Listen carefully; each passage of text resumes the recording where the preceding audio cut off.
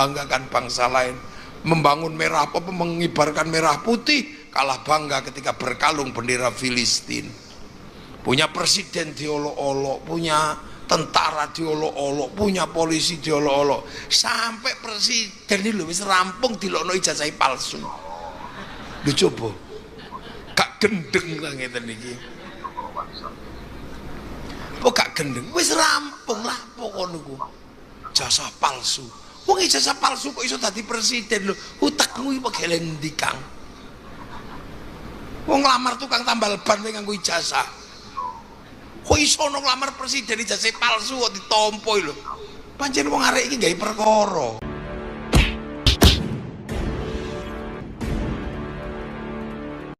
Roy Suryo CS betul-betul apes. Hari ini ada satu ulama besar, Nahdlatul Ulama, itu mengeluarkan satu pernyataan yang saya kira pernyataan ini, karena juga membahas soal ijazah Pak Jokowi, akan mengakhiri petualangan, kenakalan, congor-congor daripada Roy Suryo CS. Gus Muhafik. Siapa yang tidak kenal dengan Gus Muhafik itu bereaksi keras dalam satu panggung ceramah. Beliau secara terbuka menyentil orang-orang yang membahas atau menyoal soal ijazah Pak Jokowi. Tuduhan mereka memang sangat kejam ya, dimana Pak Jokowi sekali lagi dituding oleh mereka memiliki ijazah palsu. Dan bahkan lebih gilanya karena sudah ada yang memframing bahwa karena ijazahnya palsu maka presiden kita juga selama 2 periode itu palsu, sehingga seluruh kebijakannya dianggap palsu.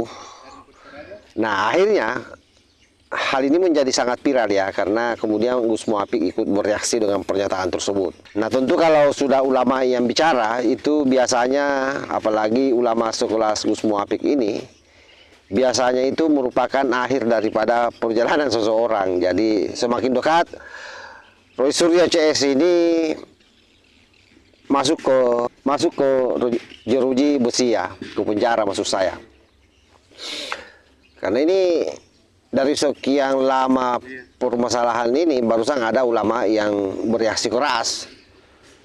Nah sekalipun Gus Muhafik menyampaikan dengan nada yang santai, ya biasalah, dengan gaya khasnya beliau yang nyentrik. Tetapi apapun itu sahabat ya, kalau sekelas Gus Muhafik ikut memberikan legitimasi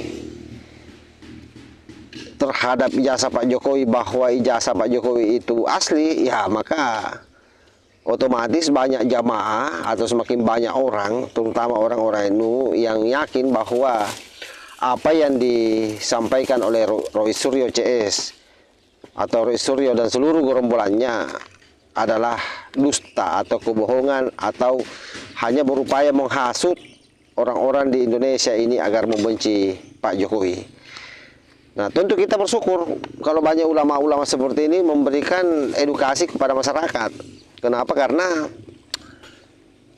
segala sesuatu yang beredar di media sosial, karena itu kan cepat sekali putarannya, menyebar kemana-mana.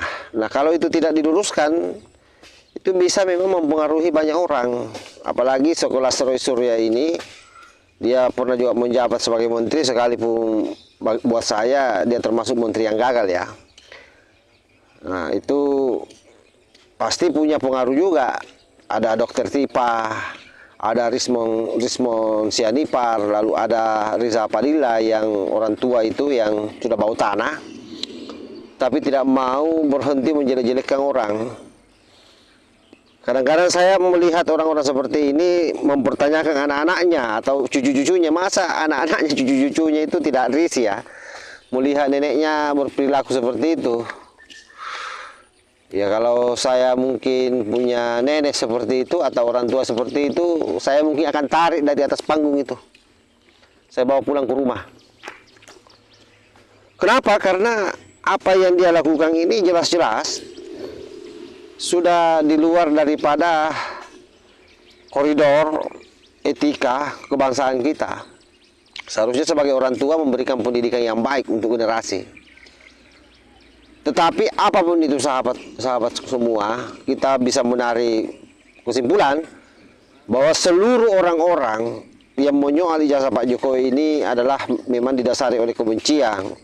Orang-orang yang memiliki dendam, yang pernah punya kekuasaan di negeri ini, tetapi ada yang dipecat oleh Pak Jokowi yang tidak sampai masa jabatannya, yang mungkin itu juga dendam. Dan rata-rata coba periksa satu-satu siapa mereka ini. Roy Suryo ini kan orang yang sangat sakit hati karena kasus panci dulu waktu selesai menjadi menteri, lalu semua panci dia bawa pulang. Makanya biasa dipanggil sebagai Roy Panci. Saya kira begitu sahabat ya, mudah-mudahan ini ada manfaatnya. Yang terpenting adalah kita membangun kesadaran, menjaga kewarasan kita, menjaga cara berpikir kita, menjaga hati kita, agar senantiasa jernih melihat persoalan. Terutama kalau itu sudah terkait dengan media sosial, karena penyebaran hoaks saya kira memang sangat cepat, sehingga butuh juga ketepatan dan kecepatan untuk meredam. Apa yang dilakukan ini sekali lagi, tugas kita hanya saling mengingatkan. Tugas kita hanya saling mengingatkan. Jadi semua yang kita lakukan ini pada prinsipnya ini adalah satu upaya yang paling serendah-rendahnya sebagai tanggung jawab moral sebagai umat manusia, sebagai bagian daripada bangsa ini. Kita tidak bermaksud membela Pak Jokowi, tetapi yang kita bela adalah kewarasan bangsa kita. Wallahul muwaffiq ila aqwamit thariq. Wassalamualaikum warahmatullahi wabarakatuh.